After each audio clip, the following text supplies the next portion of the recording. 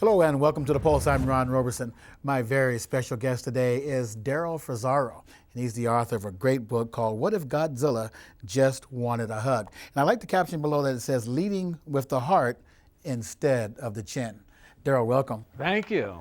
Man, I love this, and I've known you for a little while now, a few years now, and you've always been quick-witted, and you always had something positive to say, and you've been very motivational in a lot of the things that you do in and around the community areas.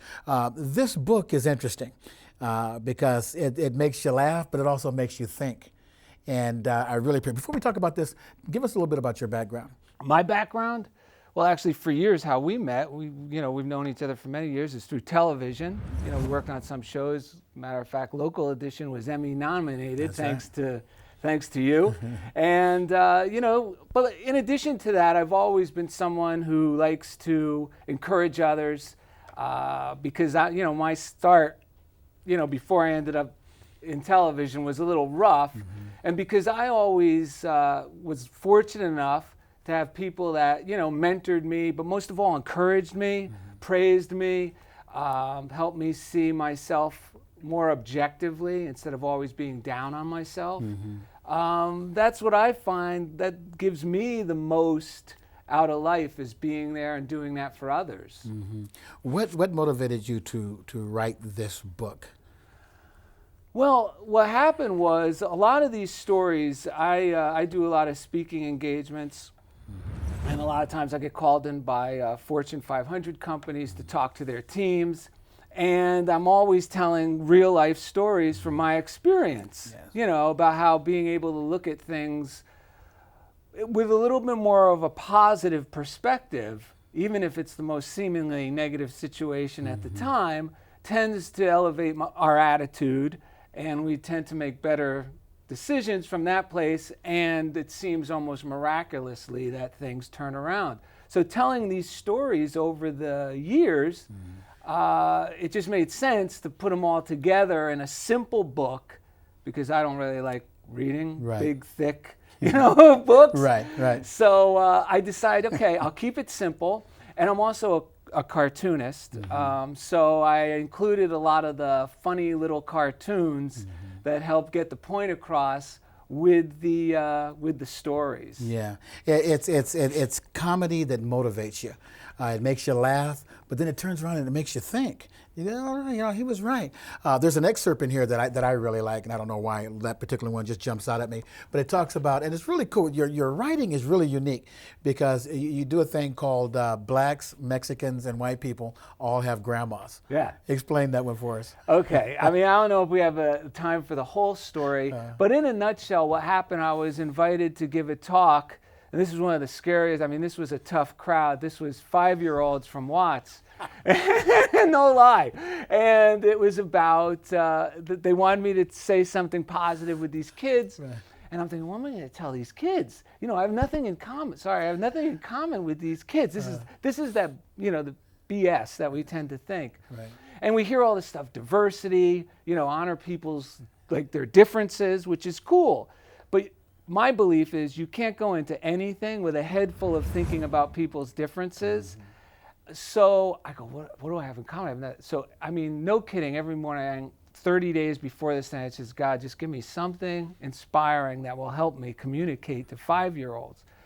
And it dawned on me, 2 things. One, what would I like at 5 years old? A magic pad. A pad that anything I drew on it really came to life.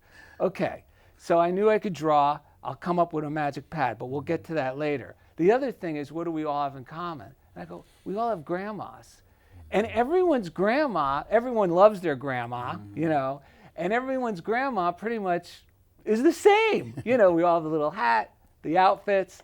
So by focusing on the similarities, and that's what it's like a parable almost, even though it's a real life story, is by focusing on the similarities first that we have with people, the differences, we end up enjoying those differences as almost like a natural byproduct, rather than I have to like his differences. That just makes us resentful, But if we see something, Italians have it easy, because I tell people I'm Italian, they go, I love Italian food. Everyone loves pizza. So we start there, and then, we end up finding other things we like about each other. Fascinating, absolutely fascinating.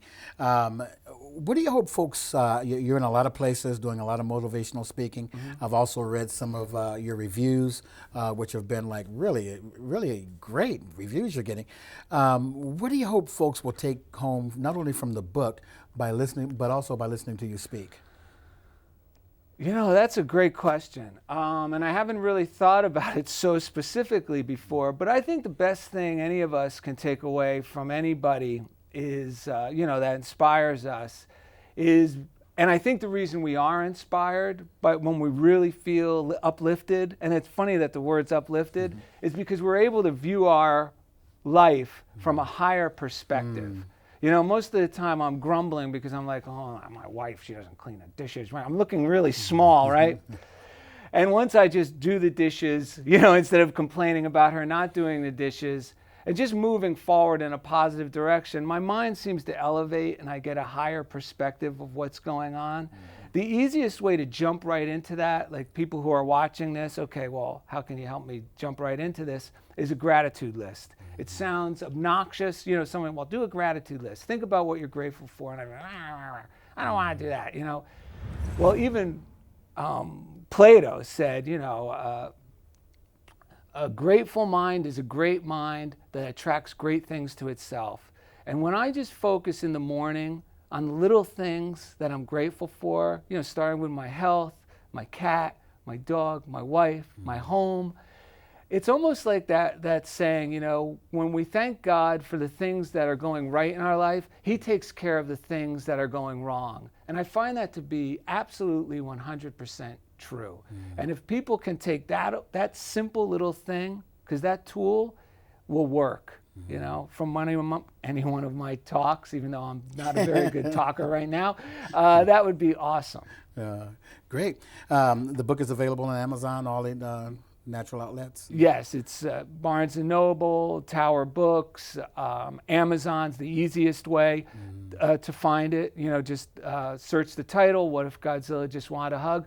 If you would like a signed copy, you can go to my website, and rather than try to figure out how to spell my name, just go to thiswillmakeyouhappy.com. That's my website, thiswillmakeyouhappy.com. And I'll be more than happy to get you a signed autographed book with one of my little cartoons drawn for you. That is so cool. And also you're available for speaking engagements as well? Always. I thoroughly enjoy encouraging others. Actually, it's the greatest thing. I feel like that's what I'm here to do. I just enjoy it so much. Yeah, God love you, man. You have such a beautiful spirit. And again, I've known you for a while now. And I haven't seen you in a few weeks, but a few months. Yeah. But you're still the same. You haven't changed, smiling, and you just lit up the studio in here today. So thank you so much for being with us, brother. I really appreciate you. Oh, thanks a lot. Right. Put it there. There you go. Thank you. He's Darrell Fusaro. I'm Ron Robeson. This is The Pulse. We'll see you next time. Bye-bye.